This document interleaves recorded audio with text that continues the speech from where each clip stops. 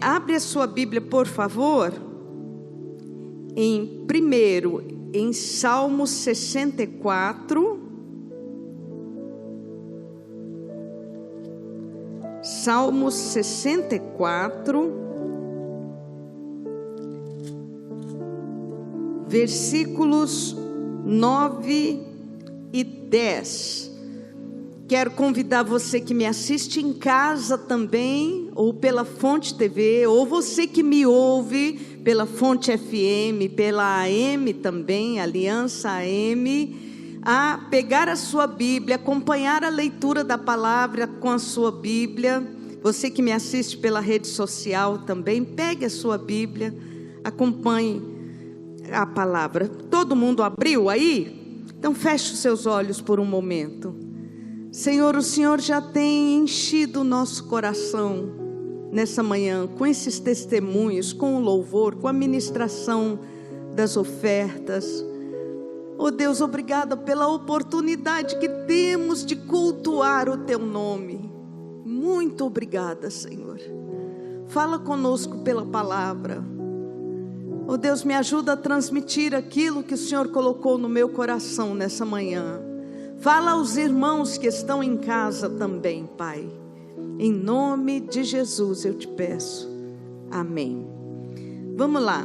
Salmos 64, versículos 9 e 10.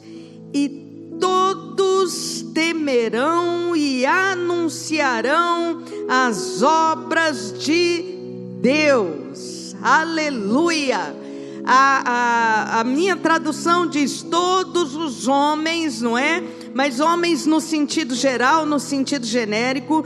Todos os homens, todos temerão e anunciarão as obras de Deus e entenderão o que Ele faz.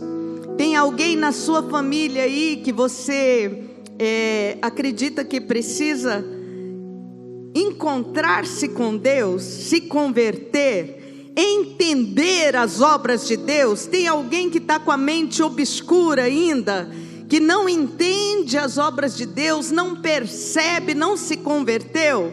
Tem alguém aí? Quem tem pessoas assim na sua casa? Levanta a sua mão, vamos declarar profeticamente essa palavra, e você pensa na pessoa que você quer que se converta. Vamos lá. E todos temerão e anunciarão as obras de Deus e entenderão o que Ele faz.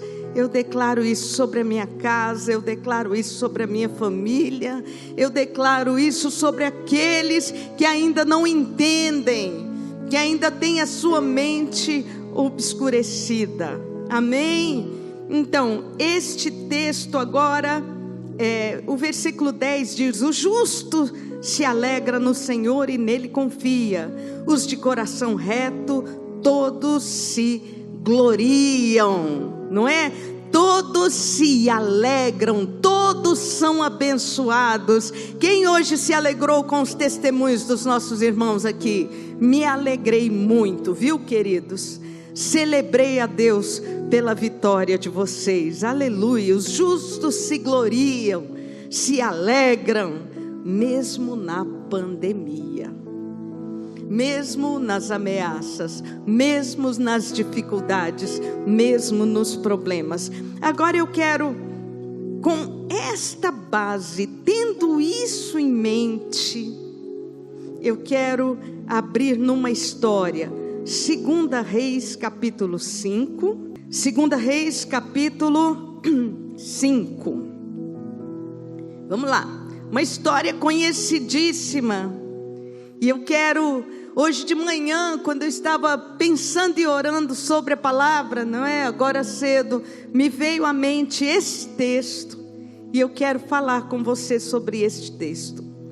Naamã, comandante do exército do rei da Síria, era grande homem diante do seu senhor e de muito conceito, porque por ele o Senhor dera vitória à Síria. Interessante a visão de quem escreveu isso aqui, né? Dizem que os livros de Esdras, os livros de 1ª e 2ª Reis foram compilados por Esdras, que era um sacerdote e escriba. Interessante a visão dele, porque a Síria era por excelência inimigo de Israel. Muitas batalhas Israel venceu contra a Síria. Muitas vezes a Síria investiu contra Israel. Neste momento aqui existia trégua entre os dois povos, mas Israel temia um confronto com a Síria, porque era um exército maior, um poderio de guerra maior do que o de Israel. E mesmo assim, quem compilou, quem escreveu as memórias dos reis, colocou aqui que Naamã era usado por Deus para trazer vitórias a Israel. Era ele herói de guerra, porém o que, gente? Porém doente, extremamente doente, uma doença incurável na época, uma doença para a qual a medicina, a ciência da época, e já existia sim, alguma coisa como medicina, alguma coisa como ciência na época, uma doença para a qual não existia resposta. A gente pergunta, peraí bispa, mas ele sendo leproso, ele não podia viver em sociedade.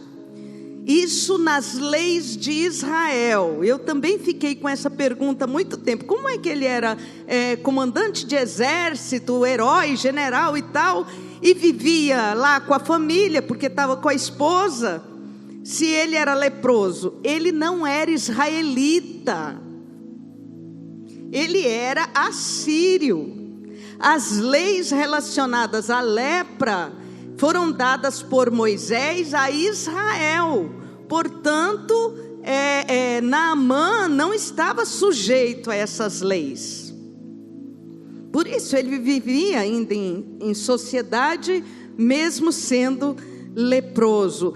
Naamã, olha aqui para mim, gente, não se disperse não. Naamã não era judeu. Naamã era israelita, não era israelita, era gentil, era pagão, era assírio. Uma pessoa longe daquilo que Deus estava fazendo no momento. Deus escolheu a nação de Israel para se mostrar ao mundo. Esse é o valor da nação de Israel, porque é uma nação escolhida por Deus para Ele próprio se mostrar ao mundo e trazer o Messias. Bom, Naamã não fazia parte disso. Naamã, orgulhoso, rico, herói de guerra, ele tinha muito orgulho das suas vitórias. Ele fazia por onde? E eu vou fazer um parênteses aqui e glorificar a Deus, porque só homens vieram hoje e aceitaram o Senhor Jesus como seu Salvador. E você vai entender o que eu vou falar. Eu creio que Deus está chamando sim homens para se levantarem nessa sociedade, neste tempo, como sacerdotes do Deus Altíssimo, sacerdotes na sua família, sacerdotes no seu trabalho, levando adiante a palavra do Senhor. Oh, glória a Deus! Não que nós mulheres não tenhamos nosso lugar, nós temos sim. Grande é a falange das mensageiras das boas novas. Mas eu fico feliz com esse versículo. Então Deus tem sim a obra para nós, e em Deus, escuta aqui, você que tem aí a sua cabecinha contaminada com a ideia reinante ultimamente, em Deus não existe discriminação. A Bíblia diz que não há homem, nem mulher, nem escravo, nem liberto, nem rico, nem pobre, nem amarelo, ou preto, ou branco, porque todos somos um em Cristo Jesus. É essa a palavra de Deus. Não há discriminação em Deus. Não há. Existem lugar certo, função certa, existe sim, como eu vou falar, Deus não é comunista, viu gente? Deus não é comunista não é tudo igual não, que existem galardões, não é? Poxa, o galardão que Deus tem para mim é o meu galardão diante de Deus. É baseado naquilo que eu tenho feito. Mas não pode se comparar ao galardão, por exemplo, de Débora na Bíblia, ou de tantas outras mulheres. Me perdoem se você é preconceituoso, mas não dá para se comparar ao galardão de mulheres como a Madre Teresa de Calcutá. Não dá. Mas é o meu galardão diante de Deus. É justo diante de Deus. Então esse homem aqui, ele era orgulhoso, tinha status, tinha riqueza. Aonde ele chegava, provavelmente as pessoas se levantavam. Ele mandava e não pedia. Esse homem, com tudo isso, doente. E eu me lembro de uma das pessoas mais ricas no mundo, né? Michael Jackson. Era uma das maiores fortunas no mundo. Era. No entanto, tão doente que o diabo levou a vida dele. Herói de guerra, porém leproso. Versículo 2. Saíram tropas da Síria e da terra de Israel e levaram cativas uma menina que ficou aos serviços da mulher de Naamã. Eu não sei se a mulher de Naamã tinha crianças pequenas, né? Eu hoje cedo fiquei pensando nisso, porque uma menina aos serviços ela era uma menina que já tinha condição de trabalhar. Então deveria ter aí 9, 10 anos, é isso aí. Ela não tinha mais do que isso. O mais velha que ela fosse era 13 anos de idade. E quem sabe a mulher de Naamã tinha crianças menores. E ela ficou ali ajudando as crianças, né? Ajudando com as crianças, trabalhando assim. Porque eu penso cá comigo que uma criança de 9, 10, 11 anos não tem condição de grandes trabalhos. Mas ela tinha condição de trabalhar. E essa menina falou: tomara o meu Senhor, ou quem dera, né? Quem dera o meu Senhor estivesse diante do profeta que está em Samaria. Ele o restauraria da sua lepra. Então foi Naamã e disse ao seu senhor: assim e assim me falou a jovem que é de Israel. Eu quero dar uma palavra aos pais, mães e avós que estão aqui. Quem é pai, mãe, avô, avó, não é? Eu tenho ficado muito mexida com isso. Se nós pudéssemos, e mesmo você que já tem filhos adultos, eu tenho certeza que você sente assim. Se nós pudéssemos, nós pouparíamos os nossos filhos de sofrimento, não é verdade? Se pudéssemos, pouparíamos. Eu estou vendo aqui tias, mães, né? Se pudéssemos, pouparíamos nossos filhos de sofrimento. Os netos, então, gente, vocês não imaginam. Quando o neto cai e machuca, dói a alma da gente. Mas dói mesmo, vocês vão ver.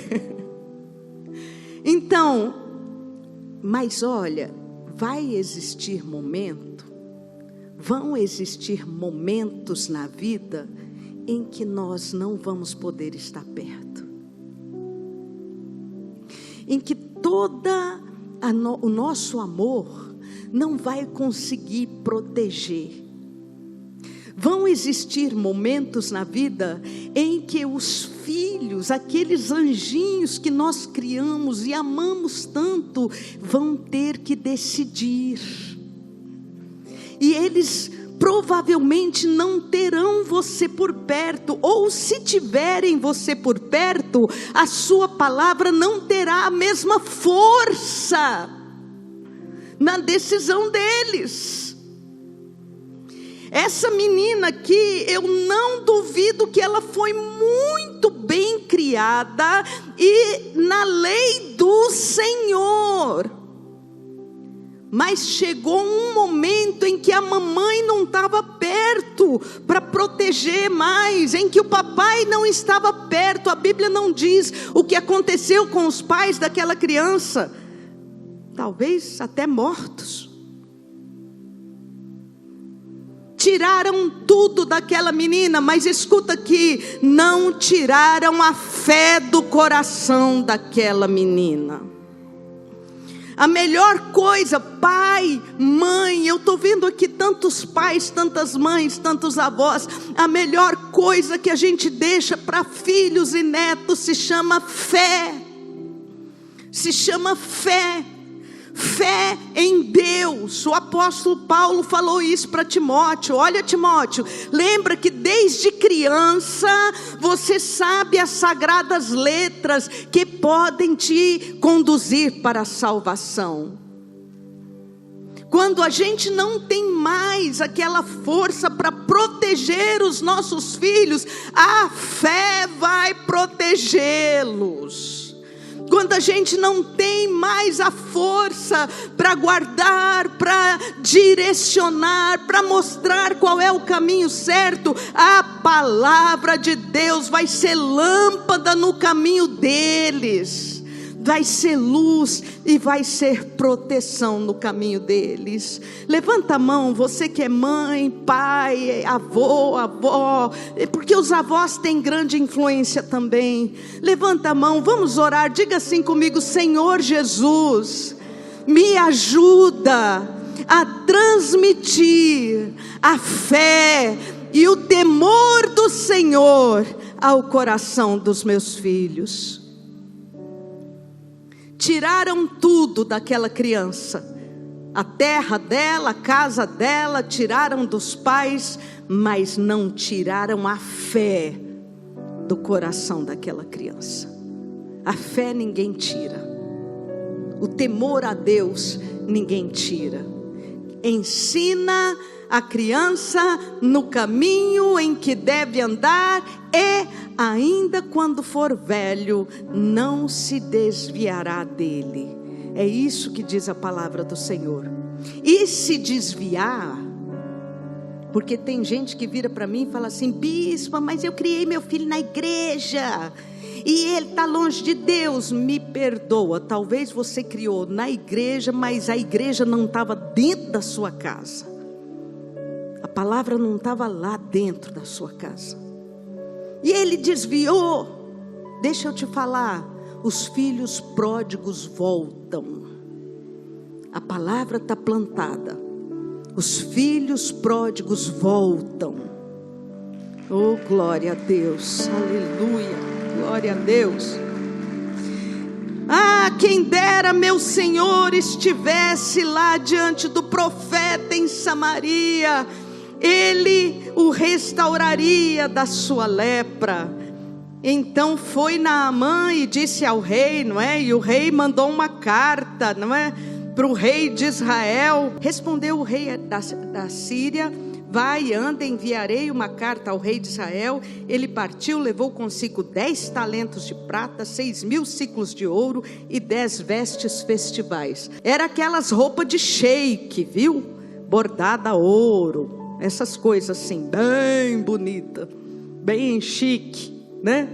Ele estava disposto a comprar a sua cura, custasse o que custasse. Versículo 8 diz: ouvindo, porém, Eliseu, homem de Deus, que o rei de Israel rasgara as suas vestes, mandou dizer: por que rasgaste as tuas vestes? Deixa ouvir a mim, e saberá que há profeta em Israel. Versículo 9: então veio Naamã com seus carros e seus cavalos, e parou à porta da casa de Eliseu. Então Eliseu lhe mandou um mensageiro, dizendo: vai, lava-te 7 vezes no Jordão, e a tua carne ficará restaurada, ficarás limpo. Naamã, porém, muito se indignou. Naamã ficou profundamente ofendido. Ele se sentiu profundamente ofendido, desrespeitado, desconsiderado. Afinal de contas, era um general do exército da Síria. Gafe diplomática. Gafe diplomática. Quando Naamã virou as costas ali, você acha que ele estava disposto a quê? Ir embora para a terra dele, quietinho? Era isso? Não. Quando Naamã virou as costas ali, ofendido, ele tinha decretado no seu coração destruição a Israel. Ele mesmo ia comandar o exército para invadir Israel, especialmente onde o profeta morava. Gafe diplomática ali, ó, conflito. Não ia adiantar a conversa. Naamã ficou se sentiu profundamente desrespeitado. Quem já se sentiu desrespeitado? Quantos homens aqui já se sentiram desrespeitados? Difícil, né, não? Quantas mulheres aqui já se sentiram desconsideradas? Injustiça dói, né? Desrespeito. Naamã ficou profundamente indignado. Versículo 11: pensava eu que ele sairia ter comigo, por-se-ia de pé, invocaria o nome do Senhor, seu Deus, moveria a mão sobre o lugar da lepra e restauraria o leproso. No versículo 12 ele faz uma pergunta: não são Abana e Farfar, rios de Damasco, melhores do que todas as águas de Israel? Eu não poderia me lavar num deles e ficar limpo? E voltou-se e se foi indignado.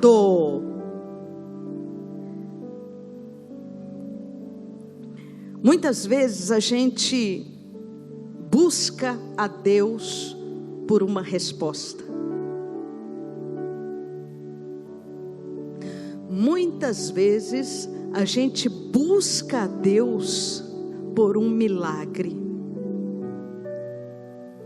E na nossa cabeça nós temos a figura exata do milagre que a gente quer.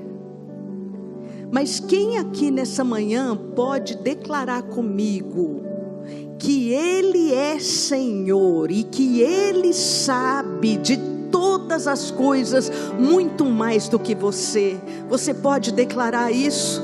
Levanta a sua mão comigo e declara, diga assim: Tu és Senhor, Tu sabes muito mais do que eu apresento a Ti o meu pedido, mas glorifico Teu nome pela Tua resposta. E muitas vezes, aplauda o Senhor, muitas vezes a resposta não é como eu queria. Ah, meu irmão e minha irmã, se você nunca passou por isso faz parte de teste de fé. Muitas vezes a resposta que vem não é como eu queria, mas ao passar do tempo eu vejo que é a melhor. Isso aqui, essa lição de Naamã, é uma lição de Deus para a humanidade. Isso aqui não era só para Naamã, naquele momento, naquela hora, não. Isso é para falar comigo, é para falar em todas as gerações, com todo o povo de Deus. Eu pensei que ele viria, me encontraria, lógico, ele foi, né, com a comitiva dele. Me encontraria, faria uma referência ao senhor general Naamã, e depois ele ia começar um ritual, orar, shiricanta lamachuri andaralamastoi alaramachê, e depois ele ia mover a mão sobre a lepra, e ser curado. Tô arrepiado. Ser curado.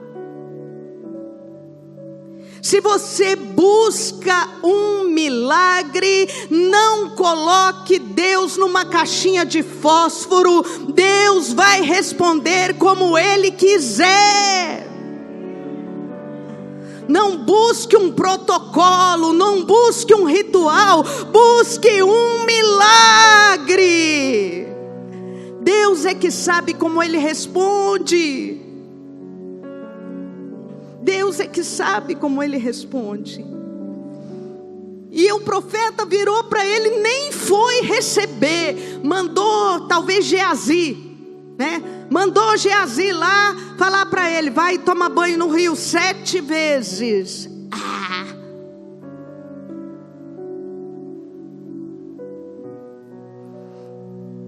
Não são Abana e Farfar rios muito melhores do que os rios de Israel?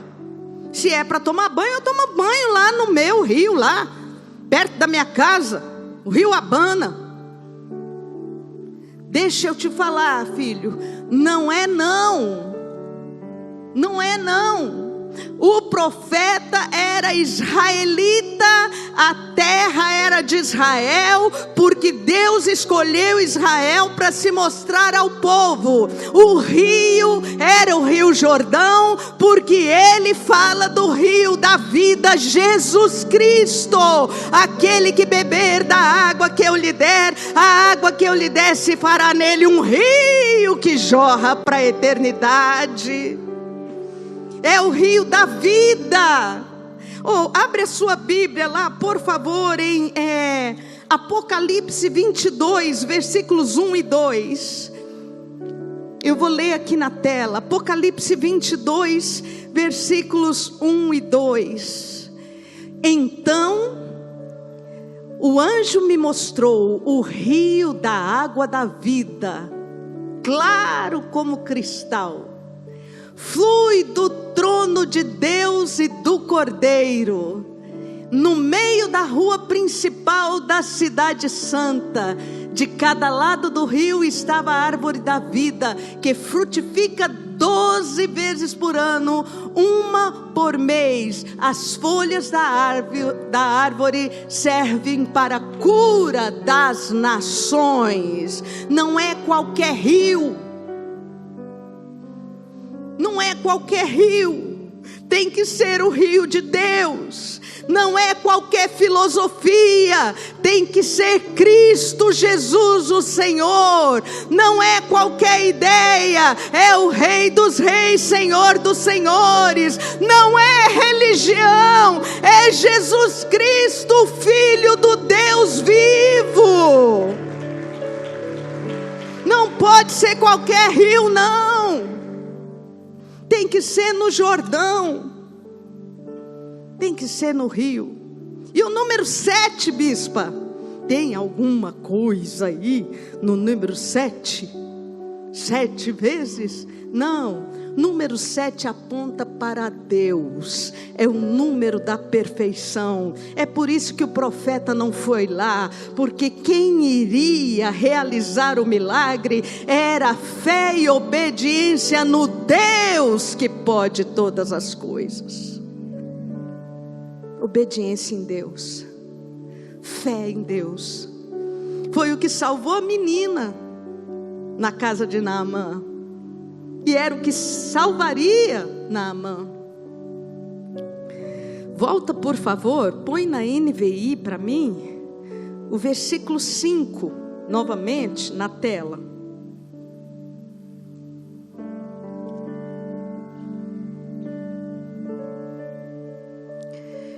O rei da Síria disse: vai, eu darei uma carta para você, você entregará ao rei de Israel. Então Naamã partiu, levando consigo 350 quilos de prata, 72 quilos de ouro e 10 mudas de roupas finas. É muito dinheiro, viu, gente? 70, como é que é? 350 quilos de prata. Tinha que ser muito camelo carregando essa prata. 70 quilos de ouro. Tinha que ser, acho que mais 2 camelos carregando esse ouro. E as roupas, era muito dinheiro. Para quem estava disposto a gastar esse dinheiro todo na cura, você acha que a reação dele de ir embora não foi desproporcional, não?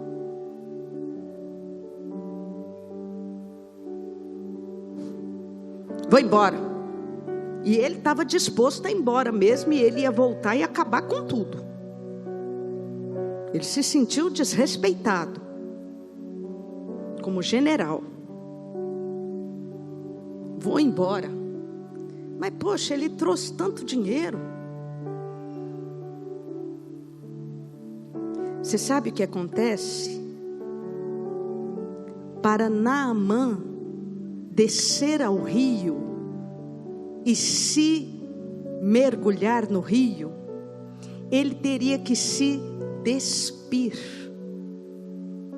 Ele não ia poder mergulhar no rio com a armadura dele, com as botas. E provavelmente, quando ele se despia, o mau cheiro da lepra exalava. As feridas ficavam à mostra. Aquele homem tão orgulhoso, herói de guerra, ele podia ver tudo na vida, tudo, e ele deve ter visto muita coisa, mas ele não podia encarar o olhar de piedade, especialmente das pessoas que ele comandava. Só que, para descer no rio da vida, e eu glorifico a Deus pela vida dos homens que vieram aqui hoje, porque vocês reconheceram isso. Para descer no rio da vida, você tem que encarar a sua verdade. Você não pode camuflar a sua verdade. Por mais mal cheirosa que essa verdade seja, por mais repugnante que essa verdade seja, você tem que encarar a sua verdade e tem que chegar diante de Deus como você é. Não é justificando. Eu sou assim porque meu pai. Ou eu sou assim, bispa, porque alguém me molestou. Ou eu sou assim, porque a minha mãe, a senhora não conheceu minha mãe, viu? Se a senhora conhecesse minha mãe, a senhora me dava razão. Não adianta. É a sua verdade. É assim que você é. E é assim que você mergulha no rio da vida. 1, 2, 3, 4, 7, 14, 21 vezes, e eu ainda estou mergulhando, e Deus me livre de sair fora desse rio da vida, e eu quero continuar minha vida toda mergulhando neste rio da vida, porque só dele vem vida de verdade. É encarando a sua verdade. Meu pai, alguém disse para ele, versículo 13 fala isso: meu pai, se o profeta tivesse dito alguma coisa difícil, o senhor não faria? Quanto mais que te disse, lava-te e ficará limpo. Então desceu e mergulhou no Jordão 7 vezes, consoante a palavra de Deus, e a sua carne ficou como a carne de uma criança, e ficou limpo. Versículo 15 é muito importante para a gente fechar. Voltou ao homem de Deus, ele e toda a sua comitiva. E eu me lembro dos 10 leprosos que Jesus curou, que só um voltou. Os 9 outros receberam a cura, mas somente o que voltou recebeu a salvação. Naamã voltou, reconheceu, voltou.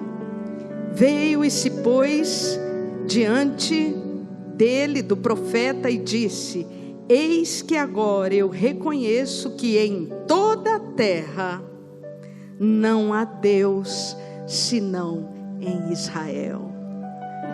Eis que agora eu reconheço que só o Senhor é Deus.